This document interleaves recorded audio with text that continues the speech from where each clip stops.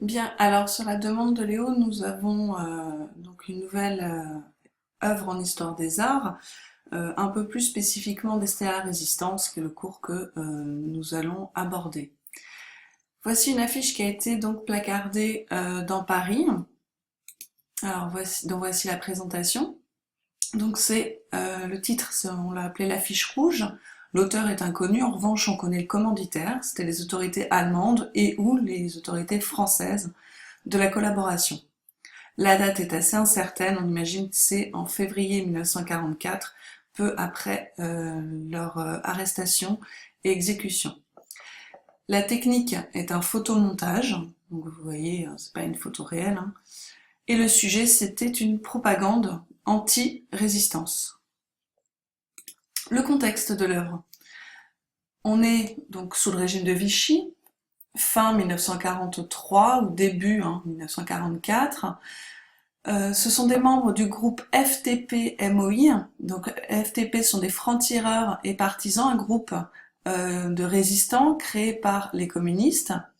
Et le MOI était au départ un groupe syndical composé essentiellement d'étrangers. Et le FTP-MOI, donc c'est devenu un groupe armé au sein des FTP.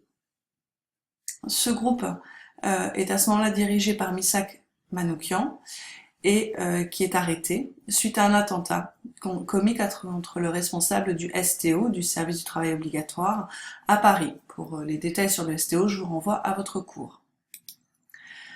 La description de l'œuvre, la composition et les couleurs. Alors, en haut, on voit une question, des libérateurs, la réponse en bas, la libération par l'armée du crime.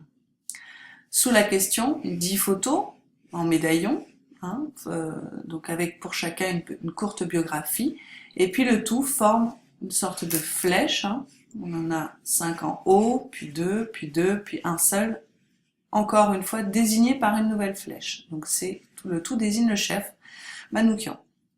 En dessous, on a 6 photos, encore en noir et blanc, comme les photos du médaillon, d'attentats, de violences. Les couleurs ne sont pas choisies à la légère, c'est volontaire. On a choisi du rouge, symbolisant la violence, le sang, mais aussi le communisme. Et puis le noir, pour symboliser le deuil et la mort.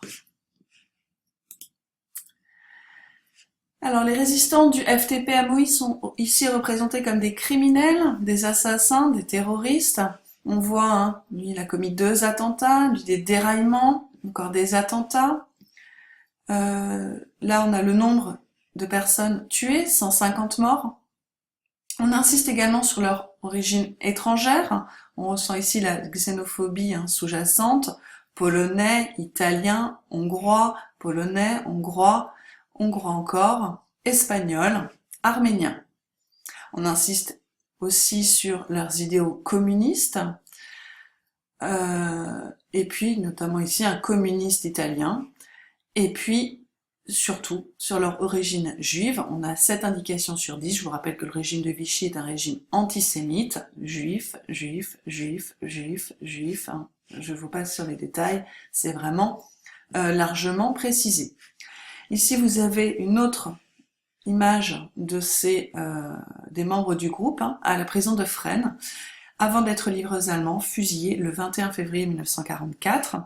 Une femme également était dans ce groupe, or l'Allemagne se refuse à fusiller les femmes, donc elle a été décapitée.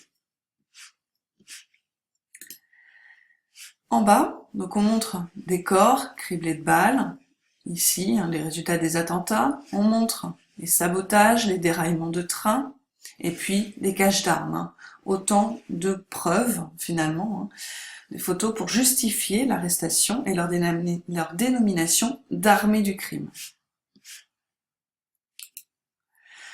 L'objectif de cette affiche, qui était donc placardée partout dans Paris, était de faire peur aux passants. La mise en scène est assez agressive, ça attire l'œil, du rouge comme ça. Elle a été, donc là c'est sous la forme d'affiche, elle a également été distribuée sous la forme de tracts, dont voici le verso, où il y avait écrit « Voici la preuve, si des Français pillent, volent, sabotent et tuent, ce sont toujours des étrangers qui les commandent, ce sont toujours des chômeurs et des criminels professionnels qui exécutent, ce sont toujours des juifs qui les inspirent, c'est l'armée du crime contre la France. Le banditisme n'est pas l'expression du patriotisme blessé, c'est le complot étranger contre la vie des Français et contre la souveraineté de la France. C'est le complot de l'anti-France, c'est le rêve mondial du sadisme juif. Étranglons-le avant qu'il nous étrangle, nous, nos femmes et nos enfants. Donc là encore, hein, une façon de délégitimiser la résistance française en laissant sous-entendre que tous les résistants sont à la solde des juifs, voire donc des communistes, et qu'en réalité ce sont des professionnels qui ne tuent pas des nazis mais des Français. Voilà le message hein, que voulaient faire passer les autorités allemandes et les autorités françaises de la collaboration.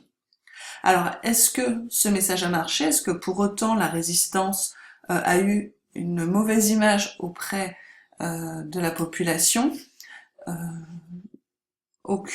Évidemment, aucune étude n'a été faite. Ce qui est sûr, c'est que l'objectif n'a pas vraiment été atteint, puisque régulièrement, de nombreux anonymes déposaient des fleurs au pied des affiches ou collaient des bandeaux où on pouvait lire « Oui, l'armée de la résistance, mort pour la France » ou « Des martyrs », montrant au contraire la sympathie qu'avait le peuple français pour ces résistants qui tentaient de lutter contre l'occupation et surtout contre le régime nazi.